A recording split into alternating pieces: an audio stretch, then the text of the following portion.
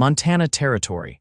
Autumn of 1880, the wind had a bite, and the sky was the color of old tin when Helena Gracewell stood outside the clapboard church in Dry Creek, her hands clenched around a bouquet she had not picked.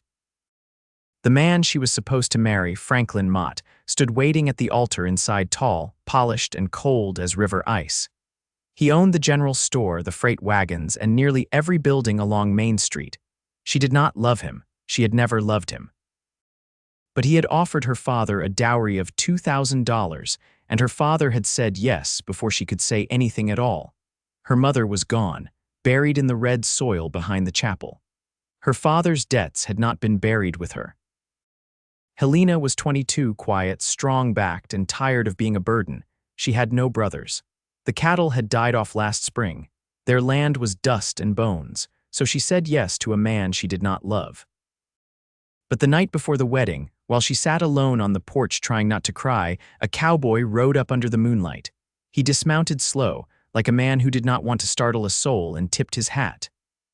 "I heard what Franklin's offering," he said, voice low, eyes steady. "And I can match it." Helena blinked. "Why would you?"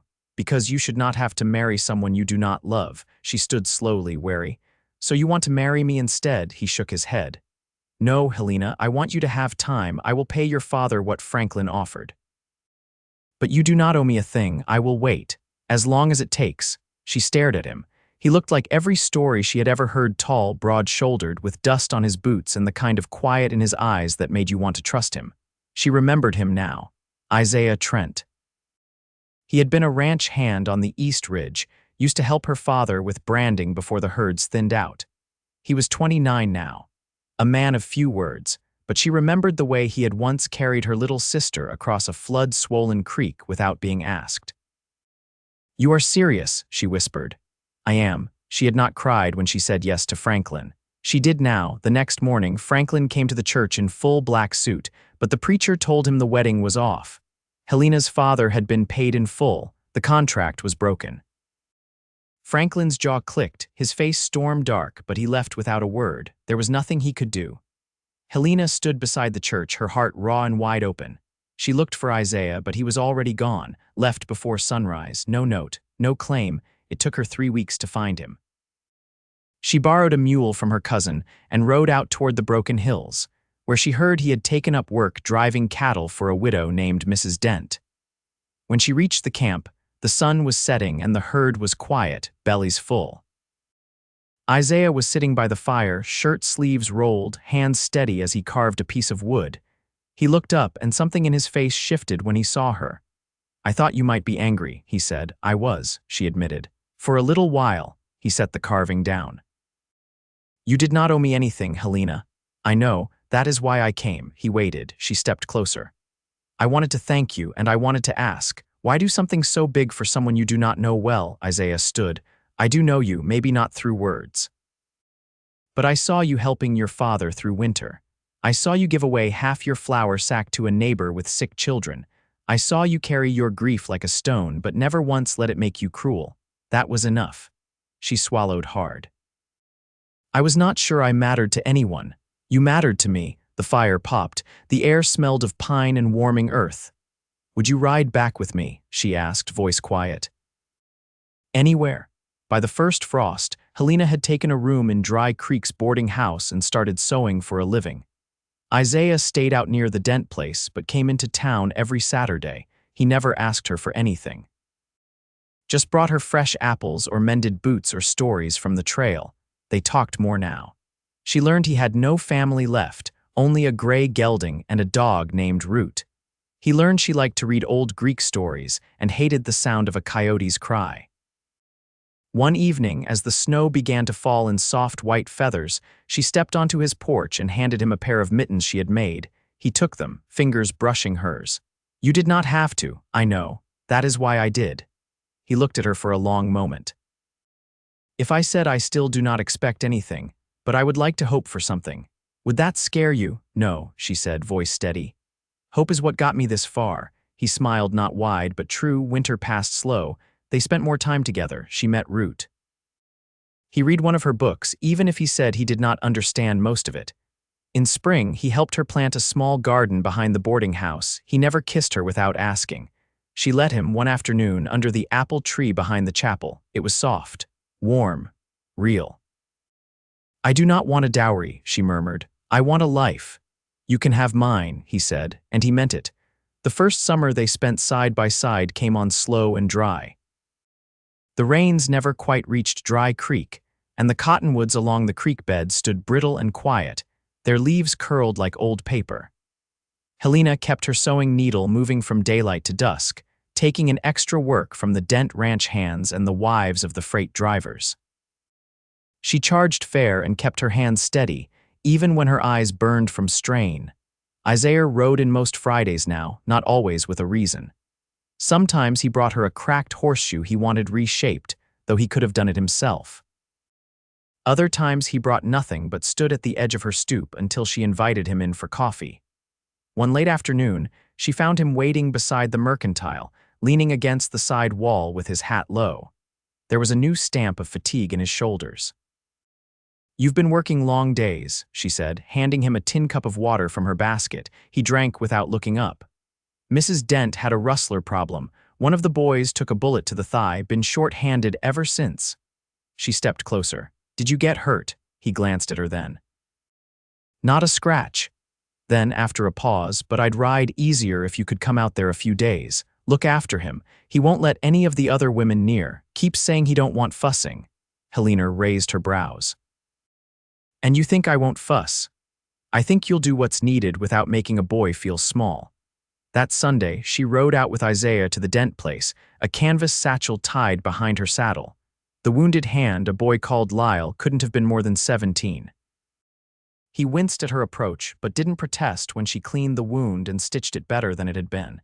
He kept his eyes averted. "You one of Isaiah's?" She didn't answer right away. "I'm just a woman who knows how to keep a wound from festering." Isaiah lingered outside the bunkhouse, splitting fence rails while she worked. When she stepped out again, her gloves were stained and her back ached. "You could have done that yourself," she told him, nodding toward the rails. "I could have," he agreed. "But then I wouldn't have heard you tell that boy he's still got both legs and a future to walk with." They sat on the porch for a little while after supper, the sky turning from gold to violet above the ridge. "I thought about going east once," she said, watching the horizon, "after my mother passed, just to see what else there was besides dust and debt." "Why didn't you?" "My father said a woman alone wouldn't make it halfway to St. Louis, and I suppose I believed him." Isaiah's voice was quiet. "You'd have made it." She turned her head. "You don't even know if I can ride more than a few miles without complaining. I've seen you carry a grown man's weight in silence and stitch a bullet wound with hands that didn't shake. I think you'd outride most men I know." Helena looked down at her boots, dust catching in the stitching. "You always see more in me than I do." "I just don't look away," he said. They didn't speak for a while after that. The stars came out one by one, soft and slow. When she rose to leave, he walked her to the edge of the corral. Before she mounted, he reached up and brushed a strand of hair back from her cheek. "Helena," he said, voice rougher than usual, "I'm not asking for anything to change. But if one day you want something more, I'll tell you," she said, "before you ever have to ask." He nodded. She rode back to town under a moon that followed her like a quiet promise. By the end of August, Lyle was walking again, and Helena had taken to visiting the Dent Ranch twice a week. Not just for him, not even mostly. She and Isaiah spoke in the early hours before the heat took hold. They didn't make plans, they made space. In September, she brought him a leather-bound notebook she'd stitched herself. "For all the things you won't say out loud," she told him. He turned it over in his hands, ran a thumb along the spine. "Do I seem like the journaling kind?" "No," she said, "but you carry too much in silence. I thought maybe paper could help lighten it." He didn't open it then, just looked at her like she'd handed him something holy. That night, he walked her back to the edge of the Dent land. They paused where the pine gave way to sage. He didn't kiss her, but he took her hand and held it as if he meant to memorize the shape of it. "Soon," he said. She nodded. "When we're both ready." And they both knew without saying it that they weren't far off. The first hard frost came early that October, painting the porch railings in silver before dawn. Helena woke before the sun, her breath clouding the air in her rented room. She kept her hands moving, stitching through the last of the muslin for Mrs. Dent's winter linens, but her mind was elsewhere. It had been 3 months since she'd stepped out of that chapel, and not a single person in Dry Creek had dared speak of it to her directly. Still, she felt the weight of their eyes the way the grocer's wife paused just a moment too long when handing over change, or the way the banker's daughter lowered her voice whenever Helena passed by now. Most of the townsfolk knew Isaiah had been the one to pay her dowry. They didn't say it to her face, but they whispered enough that the silence around her had changed shape. It wasn't pity. It was something closer to curiosity laced with unease. She'd been born here. Isaiah hadn't. That afternoon, as she was folding the last of the finished pieces, a knock sounded at her door. She wiped her hands on her apron and opened it to find Isaiah standing there, his coat dusted with pine needles, a scrap of parchment held loose in one hand. "I got a letter," he said, voice low. "From my uncle in Wyoming Territory. Says his heart's failing, wants to see me before winter sets in too deep." She stepped back, letting him in. "Will you go?" He nodded once. "I owe him that much. He raised me after my father passed, worked me hard but fair. Never asked for anything back until now." "When would you leave?" "Tomorrow, if the river doesn't rise." She stood still, fingers pressed lightly to her collarbone. "How long will you be gone?" "A few weeks. Month, maybe, depends on how he's doing." She didn't speak, only nodded. He looked around the room, taking in the folded cloth, the clean floorboards, the fire burning low in the corner. "You've made this place yours," he said. "I had to," she said. "A person needs something of their own." He stepped closer, slower than usual, as though testing the weight of the moment. "Would you let me leave something behind?" She tilted her head. "What do you mean?" He reached into his coat pocket and drew out a small velvet pouch, the kind jewelers used to carry pocket watches or keepsakes. He opened it and held out a ring, simple, gold, with a narrow engraving along the inner edge. "It was my mother's," he said. "She wore it until the day she died." He paused, watching her face with care. "I'm not asking you for a promise today. I just want you to keep it while I'm gone." She took it from him carefully, the metal warm from his hand. "And if I choose not to give it back, then I'll ask you to wear it." They stood like that for a beat longer. No sound but the ticking of the wall clock and the hush of wind against the shutters. "I'll wait for you," she said. "I know," he said. "You always do what you say." The next morning, she walked with him as far as the split in the trail where the land turned stony and the trees grew sparse. Root trotted ahead, chasing scents in the brush. Isaiah's gelding was saddled light but solid for a long ride. Before he mounted, he turned to her. "You'll be all right." "I've been all right a long time," she said. He gave a faint nod, then reached up and gently tucked a small cedar sprig into the edge of her scarf. "Keeps the cold from settling in too deep." She touched the sprig and looked up at him. "You take care of yourself." "I will now," he said. He didn't look back when he rode off. She watched until horse and rider disappeared beyond the turn, then turned toward town, her fingers wrapped around the ring in her pocket. That evening, she lit a single candle and placed the ring on her windowsill. It caught the last of the dusk light, a quiet gleam against the glass. In the weeks that followed, Helena fell into a rhythm shaped by waiting.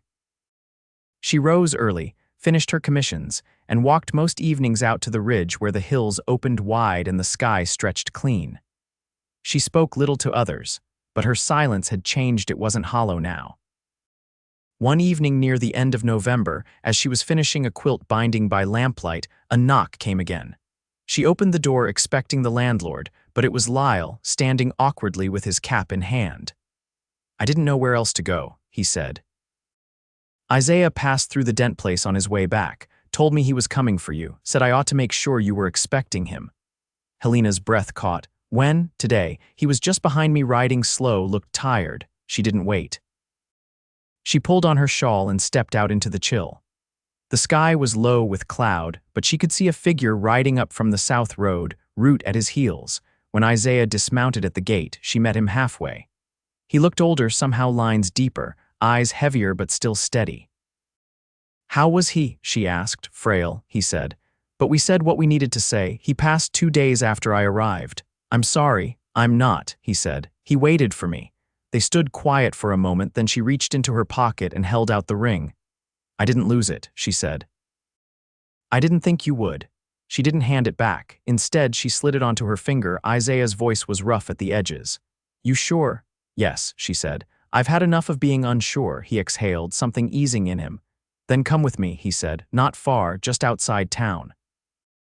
There's a small cabin past the Dent place. Needs a new roof, but the bones are good. She didn't hesitate. Let's start with the roof.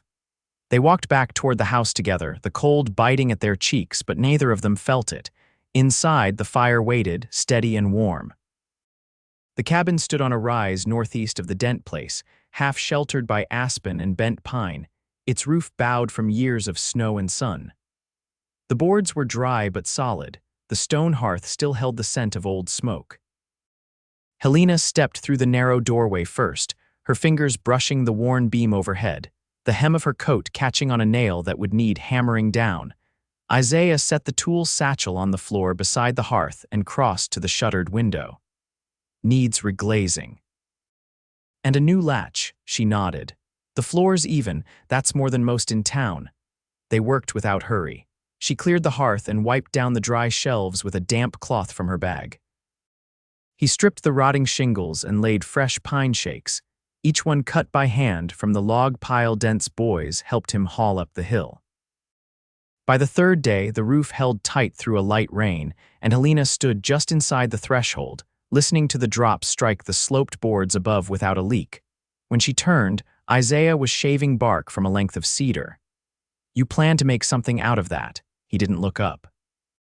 A cradle. She went still. He glanced over. I know it's early, but I'd like one ready, just in case. She stepped outside then, needing air. The wind was cold but not sharp, and the sky was the deep blue of late autumn. Isaiah joined her a moment later, wiping his hands on a scrap of cloth.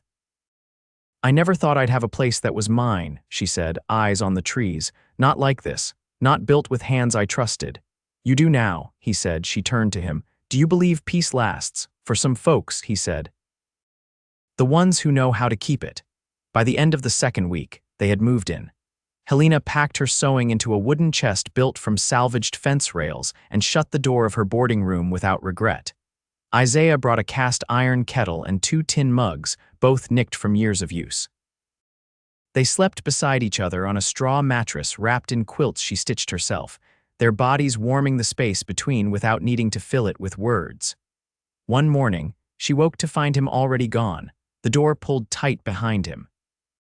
She dressed quickly and stepped outside, expecting him along the ridge or down by the spring. Instead, she found a small mule wagon parked at the foot of the hill, a square of canvas stretched over a frame, tied with care. He was at the back, lifting a crate from the bed. What's all this? He grinned, the kind that reached his eyes. You said you wanted hens. I said it in passing. Well, he said, I thought it might be time to start listening close to what you say in passing. She stepped forward, brushing the edge of the canvas. Inside were 3 young hens in a straw-lined cage, a sack of feed, and a jar of lye soap. She picked up the soap and turned it in her palm. This came from Mrs. Larrabee's stock. I bartered for it, gave her 2 mornings' work and a pair of rabbit pelts. She held his gaze. You're not trying to make up for anything, are you? No, he said. Just trying to add to what's already good. That night, she fried eggs over the hearth fire, and he carved slivers from the last of the smoked pork. They ate with the door open to the cool evening, the chickens settled in a coop he'd built by hand, the fire behind them crackling low. Winter came in earnest not long after.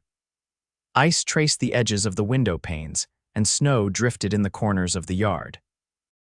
Isaiah took odd jobs when roads allowed, felling timber or mending lines for those who couldn't. He always came home before sundown, boots heavy with snow and shoulders lined with frost. Helena kept the home warm. She quilted, cooked, and read aloud from a worn volume of stories she'd brought from her father's house. Isaiah listened at night, boots off, one hand resting on her knee, quiet but present. One evening, after she finished a passage, he said, I've been thinking about your name. She looked over. What about it? It carries weight, Helena, like something carved in stone. I used to hate it, she said. Thought it sounded too serious. It suits you. You don't waste words. She set the book aside. Do you want to name our first? His mouth lifted slightly. I'd like that. They leaned into each other then, the fire low, the night deep and still. Outside, the snow kept falling, soft and unhurried. Inside, they held the quiet between them like something earned. By the time the thaw set in, the cabin was holding warmth long after sundown. Helena had started rising before light, not from habit, but from something quieter, a sense of readiness. The hens clucked in the still dark yard, their coop buried beneath a crust of old snow, and Isaiah had taken to chopping wood with steadier rhythm than before, his shoulder no longer stiff from the winter's ache. On the first day the ground softened, Helena stood at the ridge above the spring, shawl drawn close, her hand resting lightly against her belly. She'd said nothing yet. The signs had only just begun, nothing that couldn't be explained away by too much sewing or waking too early.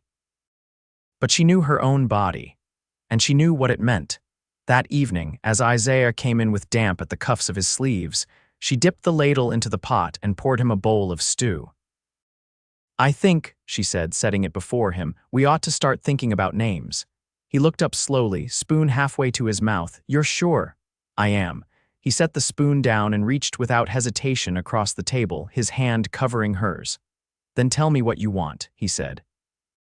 "We'll make it together." She didn't cry, but her throat tightened. "I want him to have your steadiness, or hers.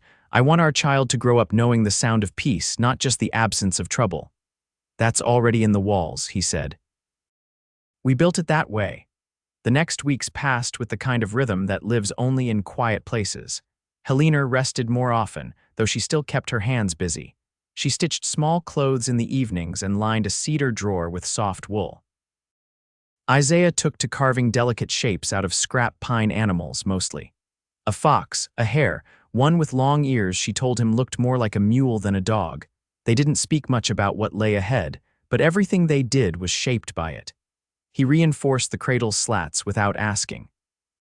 She began saving boiled eggshells to crush into the garden beds for spring planting.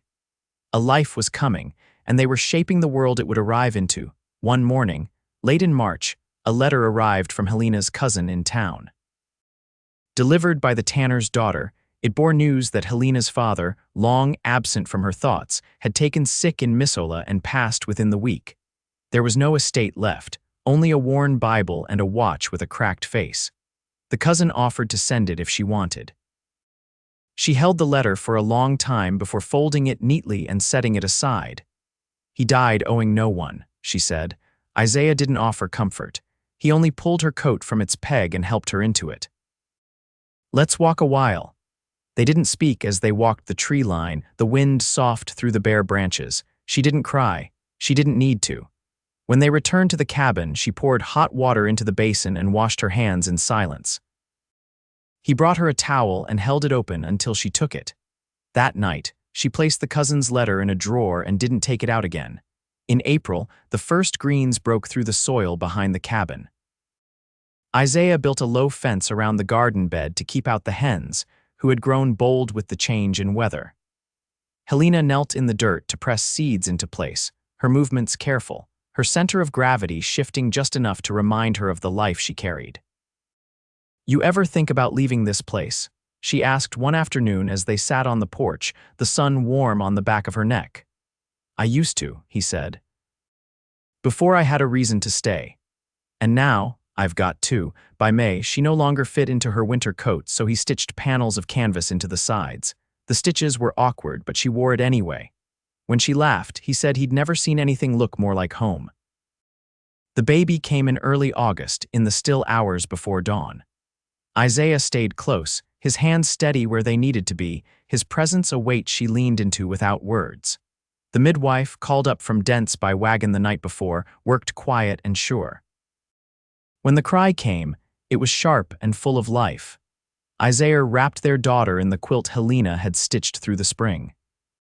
He didn't speak when he placed her in Helena's arms, but she saw it in his face, the same steadiness, the same quiet awe he'd shown her once, when she said yes without asking for more. "What'll we call her?" he asked. Helena looked down at the child's face, pink and fierce and blinking at the world. "Ruth," she said. "After the story I used to read aloud, the one about staying," he nodded. "Then Ruth it is." They didn't leave the cabin much after that. Neighbors came by when they could, bringing bread and apples, a wool bonnet too large. Lyle rode up once with a jar of honey and stayed long enough to hold the baby like something breakable. Helena healed slow but well. Isaiah did the washing and kept the fire. He never once left her side for more than a few hours, not because she asked, but because he didn't need to be anywhere else. By the year's end, Ruth had already grown out of her first bonnet. The garden had given them enough to dry and store, and the coop had held through the first snows. Helena stood at the window one morning, her child against her chest, and watched Isaiah splitting kindling in the yard. The smoke from the chimney curled into the pale sky, and the world was quiet except for the soft breathing against her collarbone. Peace, she thought, was not something you waited for. It was something you built with your own two hands and shared with someone who never turned away. When Isaiah came inside, brushing snow from his shoulders, she met him at the door. "You've already done enough today," she said, taking the kindling from his arms. "I could do more." "You already gave me everything," she said. "And look what we made of it." He kissed her then, not rushed or hungry, just full of the life they'd made. The fire behind them glowed steady. Outside, the snow kept falling, soft and certain. Inside, everything they'd built held strong. Forever began like that, with warmth, with quiet, and with no need for more.